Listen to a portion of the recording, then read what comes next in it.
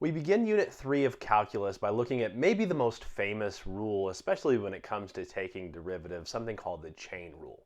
The chain rule is a rule that we use when we find the derivative of what we call a composition of functions. So let's start off by defining and identifying what the composition of functions is going to look like. So a composition of functions, and you get a little bit of practice with this, especially maybe in a second year of algebra, but a composition of functions occurs when one function acts on another function.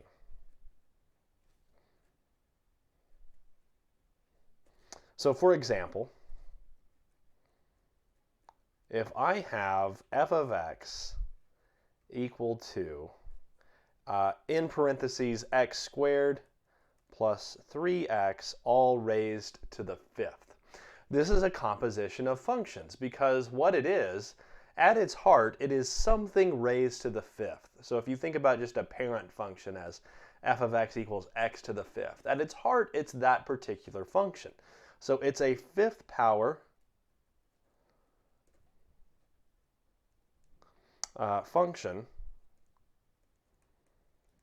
So it is something raised to the fifth, but it's not acting just on x, it's acting on this other function of x, x squared plus 3x.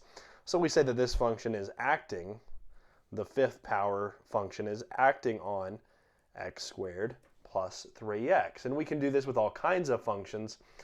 For example, the sine of 5x is the sine function acting on 5x. In general, we identify these composition functions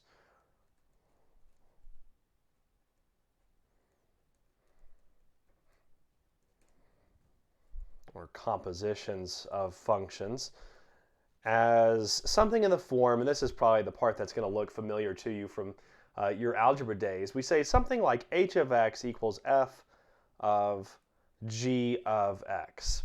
And we would describe this where f of x, which we would kind of label the outer function, and that's going to be some of the vocabulary that we use here when we're looking at the chain rule.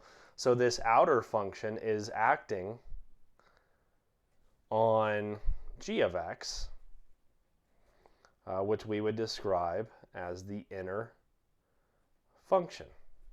So just for example, if we go back to this x squared plus 3x to the fifth, this outer function f would be x to the fifth, and the inner function, the thing that's being raised to the fifth power, g of x, would be x squared plus 3x. So the chain rule, which was what we cover in this topic, the chain rule covers how to take the derivative of these types of functions, these compositions of functions. It's not as easy as simply looking at this function and saying, hey, that's something to the fifth. I can move the 5 and reduce by 1, which would be the power rule. That'll be a part of it, but we have to have a special rule to also address the fact that it's acting on this inner function x squared plus 3x. That's called the chain rule, which we'll formally define in the next video.